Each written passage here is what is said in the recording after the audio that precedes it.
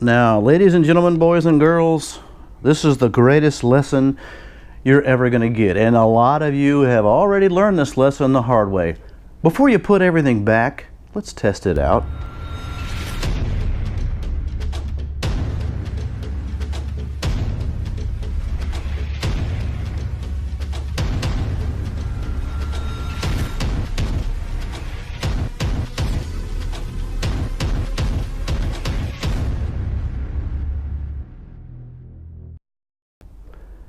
Welcome back to the channel, 10211 Dodge Viper. Appreciate you guys watching and subscribing.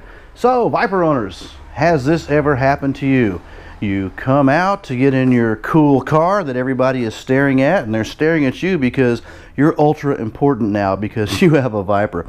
Let's get in and, oh, okay, door not working. Well, the glass is up. Well, that's no good either. So you got to go around, you get your special key out, you open up the window to get back there, which of course I have removed.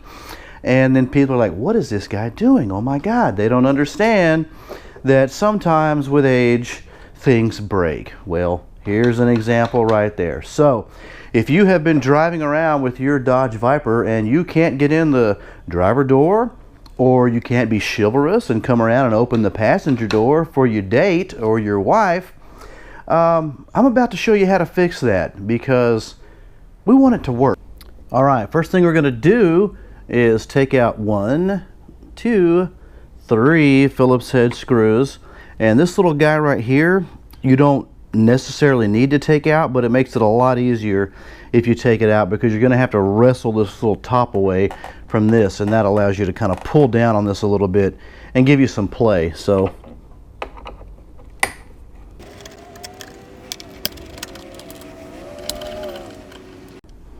okay, now you might notice that there's two different size screws here. I'll get a little closer. The short one is the one that goes there. Of course, it's easy to remember because you only took out 1 from here and 2 from over here, so make sure you don't get your screws mixed up when you put them back in there. Okay, now you're gonna have to wrestle this out a little bit. You're gonna have to pull up kind of on this and push down on this, and see you got a little lip right here, so you're gonna have to kind of work it out, do a little bit of a magic working it out. But when you're done, here's what you're left with on the other side, and I'm going to show you how to take this off so you can get this piece off. Okay, so see how we're left with this piece. This is a little door, the emergency door latch puller. This is what you're using to get in the car. Now if you have your door lock broken where it doesn't want to work, so just pop this out. I hope I don't block it. Pop this out right here, and then you can slide.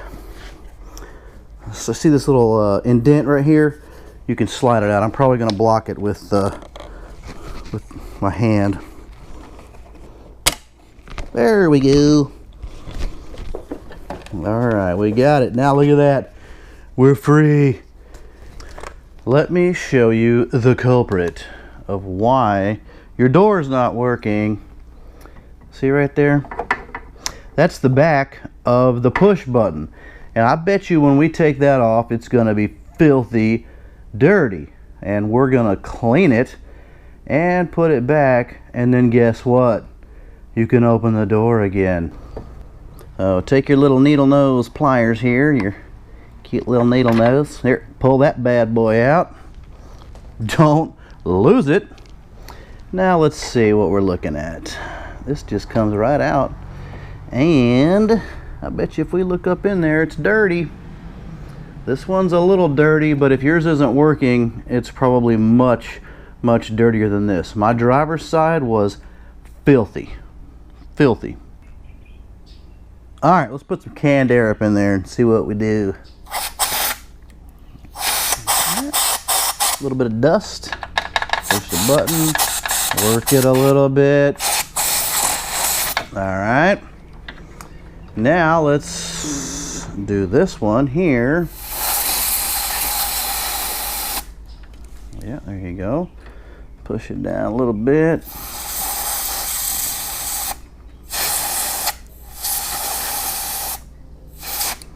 Now when I did the driver's side, this whole thing was just filthy. It was covered in so much dirt and nasty stuff. When I sprayed the air can on it, a cloud of dust poked up. This side is a lot better. So now that it's all clean, let's put everything back in the reverse order. Shove that in there. And then we'll put our little push pin back.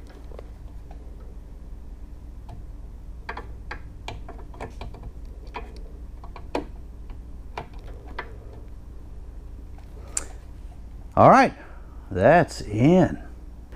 Now, ladies and gentlemen, boys and girls, this is the greatest lesson you're ever going to get. And a lot of you have already learned this lesson the hard way. Before you put everything back, let's test it out. And you may have to shove the door because we got all of our panels hanging out everywhere. You may have to give it a little oomph. But let's push our button and see what happens. Hey, there you go. Now we're talking.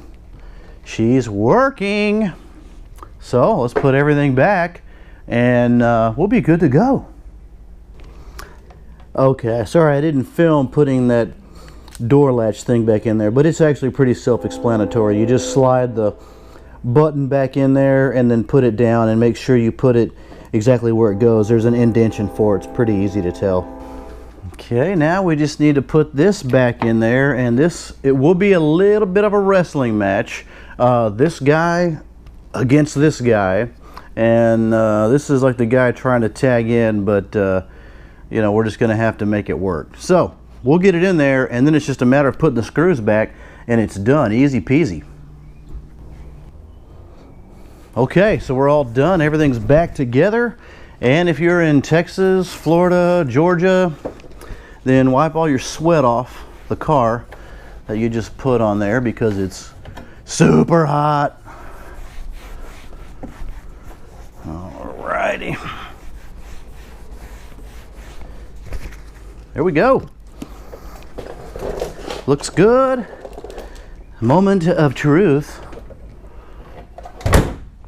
All right, we're closed, and come on, baby. Oh, look at that. Look at that. Well, that was easy.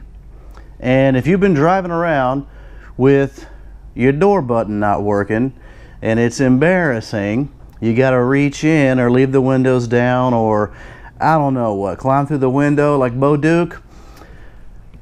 Now you know how to fix it. It's not that hard. That literally took about probably 15 or 20 minutes to do. So don't think you can't do it, because I know you can after watching this video. Thanks again for subscribing, and I hope you find this content useful. I appreciate it. Tune in again later for more videos from 10211 Dodge Viper. But it's actually pretty self-explanatory. You just slide the button back in there and then put it down and make sure you put it exactly where it goes. There's an indentation for it. It's pretty easy to tell. Train, what the f